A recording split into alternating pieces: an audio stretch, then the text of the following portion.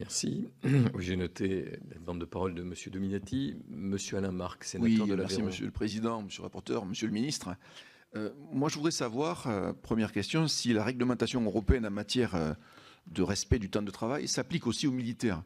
Parce que vous avez parlé d'un moratoire, mais si ça s'applique aux militaires, que se passe-t-il dans l'opération? C'est juste une question qui me paraît quand même, pour laquelle j'ai moi-même une réponse, mais qui n'est peut-être pas celle, justement, la réponse européenne de cette circulaire.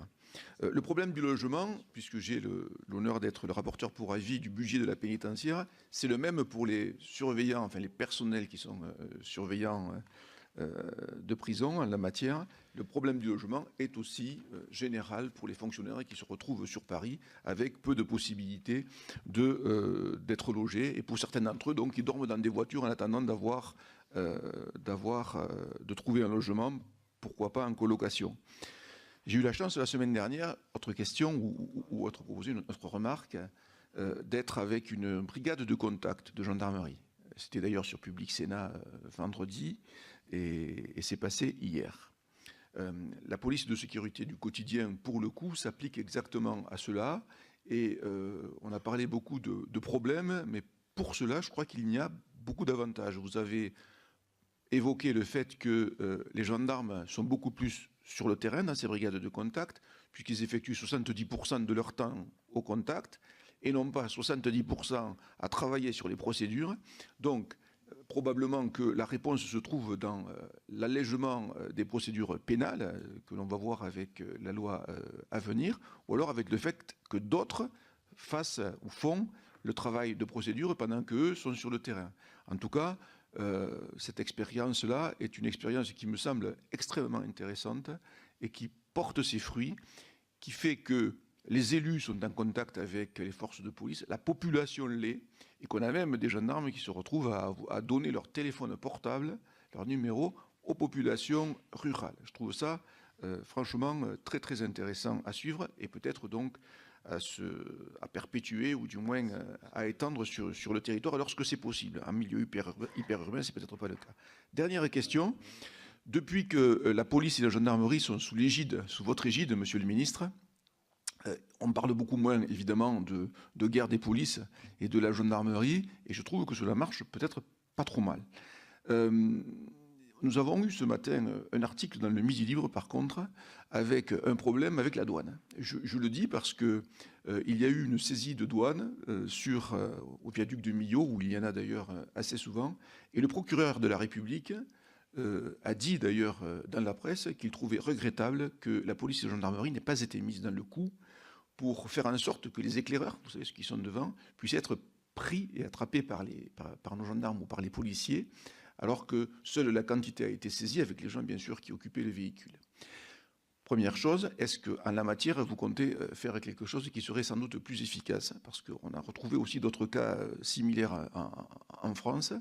Puis il y a quelque chose qui est un petit peu anormal, et on me dit qu'il faut modifier la Constitution pour ce faire. Les douaniers ont le droit, ça tombe bien, Monsieur le Ministre, les douaniers ont le droit d'ouvrir les coffres des véhicules, mais les policiers et les gendarmes, eux, doivent demander si les conducteurs veulent bien montrer leur coffre.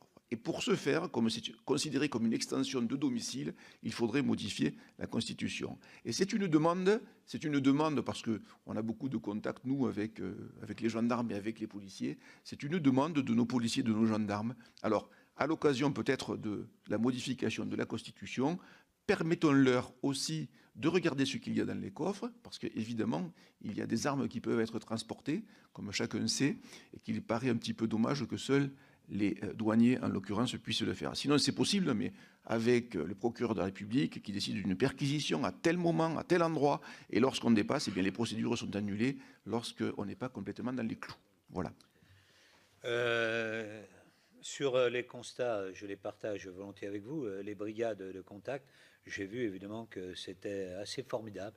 Et nous allons passer de 40 brigades de contact aujourd'hui à 250 dans les prochaines années, parce que je pense que c'est un outil exceptionnel qui a été mis au point. Et donc, je souhaite que dans la police, on on ait aussi la même culture, qui fasse qu'il y ait des gens qui, dans les quartiers, soient aussi des référents au sein du commissariat de police, qu'ils aient un correspondant. On a tous dans les grandes villes maintenant, c'est la loi des conseils de quartier, etc., qui s'occupent d'urbanisme, d'environnement, que quelqu'un puisse s'occuper de sécurité et être en contact avec quelqu'un du commissariat, c'est une des consignes que nous allons faire passer dans les différents commissariats. Sur le travail avec les différents services, évidemment qu'on demande que l'on travaille ensemble, c'est pas tous les jours facile parce que l'interprétation des uns et des autres peut être différente. Vous avez peut-être vu que dans des affaires récentes de trafic de stupes, la limite à franchir pouvait être interprétée de manière différente entre les uns et les autres. Donc voilà, on essaye de trouver le bon équilibre avec la ministre de la Justice. Donc sur ensuite, alors je ne connais pas votre problème exact et comment on n'a pas travaillé ensemble, parce que théoriquement dans les GoFast, puisque c'est de cela que vous parlez, il y a la voiture ouvreuse. Alors, évidemment, on évite en général de l'alerter pour qu'il n'y ait pas les autres qui fassent demi-tour, parce que ce sont des gens assez intrépides, mais on essaie d'arrêter, je pense qu'on arrêtera tout le monde là. Monsieur le ministre, c'est le procureur qui a dit ça. Enfin, je veux dire, ce sont les paroles reprises ce matin dans Midi Libre au sud d'Aveyron. Vos conseillers peuvent peut-être le regarder. Oui. Bah, on dira à la garde des Sceaux que le procureur... Enfin, je ne dirai rien d'ailleurs. Je suggérerais que les jugements puissent les porter déjà en interne avant de les porter en externe. Parce que c'est comme ça qu'on travaille bien ensemble aussi.